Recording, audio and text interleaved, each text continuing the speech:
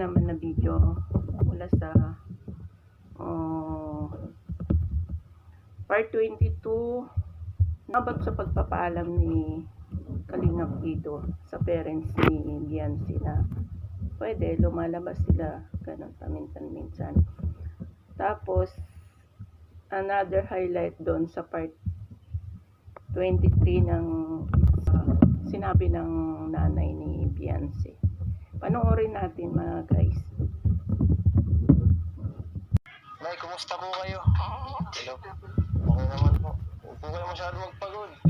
Baka mapasama kayo. Papaanak mo lang ba't? Nakakaano ba? Pahinga muna. Pahinga muna kayo sa pagtitinda. Sa lahat. Hayaan mo na muna si Biancy. Ako. Hayaan mo muna ako. Ako lang muna Para mag-aalaga sa mga po. kabataan Sa na lang po. Joke lang. sa yun, sa manliligaw nila, Buti na lang po.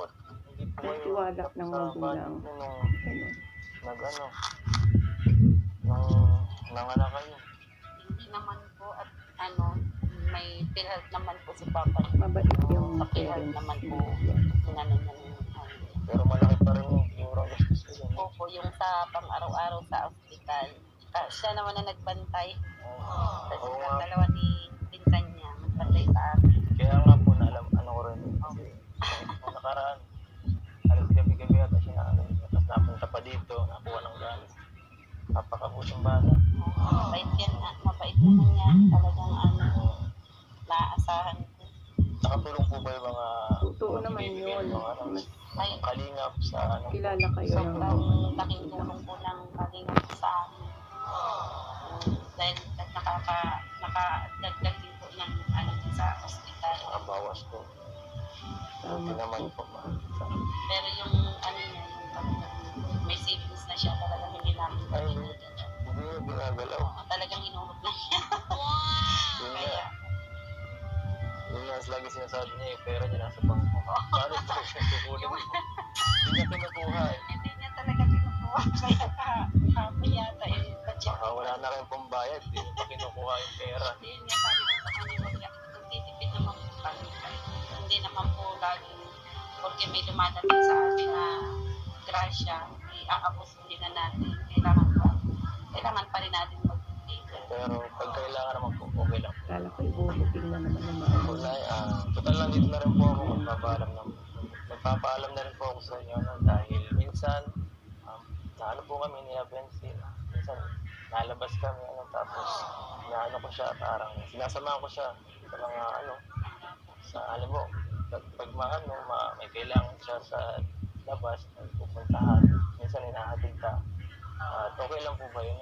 Oo naman, para tsaka mas maganda yung may kasama siya, hindi siya nag-iisa kasi hirap na ininom pa naman kilala na siya. Salamat po. Salamat po sa Diwata. Pag buhay magalala. Basta Buhay magalala. ingatan mo lang. ayun. Pasado na po ako na yun. Oh my God! Pasado na ako kay mama mo. Subscribe ang ating ama ng Kalingap para sa push Ikaw na lang. matulong. Sumang-ayon ka.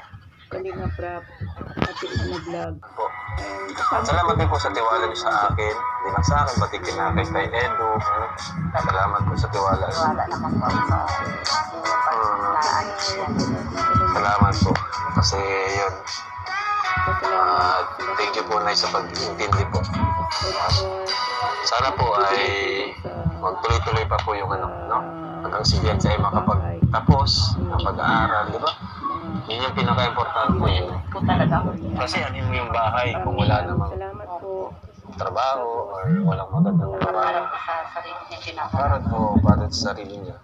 Thanks po Kasi ito naman naghihintay. mga reactor na nakasakit. Napatawa ko lang si nanay. At yun po. Sa kanya po yan. Hindi naman kami mahal kung saan siya masaya. Uy, grabe. Time lang po ako na Saka bait talaga nila nanay.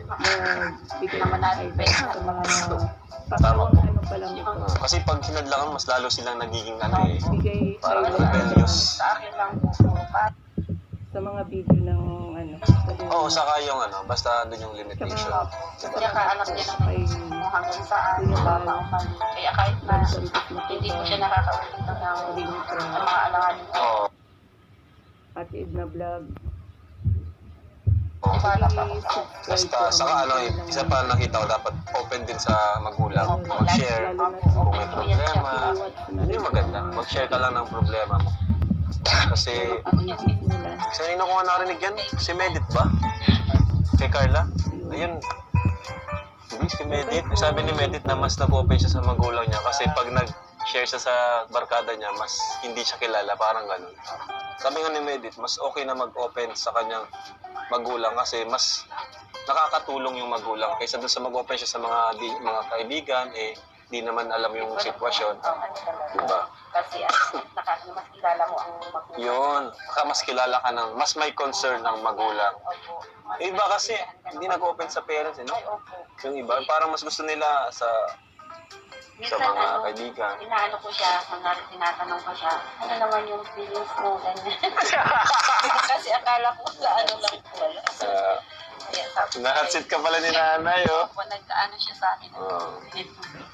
Kaya ako lang tayo lang naman sa kanya. Grabe. Kasi bata pa po siya.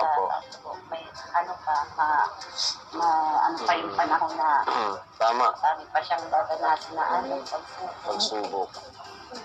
Pero naniniwala po kayo na hindi hadlang ang edad sa pag-iibigan. Opo, kami. Gusto kong i-highlight doon yung pagpaalam ni Kalingap dito sa parents ni Biancy. Number 1, bilang respeto sa magulang, di ba? Kailangan yun eh. Tapos, pangalawa yung sinabi ni mother niya na kung may problema, kailangan ng communication yung communication na, close communication sa anak, na kung may problema, pwede naman sabihin sa magulang, mag-open sa magulang, at least, andun yung advice. Bago tayo magtapos, gusto ko pong magpasalamat sa ama ng Kalingap, si Kuya Bal Santos Matubang, Kalingap Rap, at Edna Vlog, at isama na natin yung Kalingap Ido and Ma'am Jackie. Maganda yung ganon yung matutunan sana ng mga kabataan ngayon na kailangan pa rin magpaalam sa parents ng mga liniligawan nila, ganon, para maging open, kumbaga maging official yung yung pagtanggap ng parents ba sa mga nanliligaw. Bilang magulang, ganyan yun dapat ang gagawin ng mga nanliligaw. Yung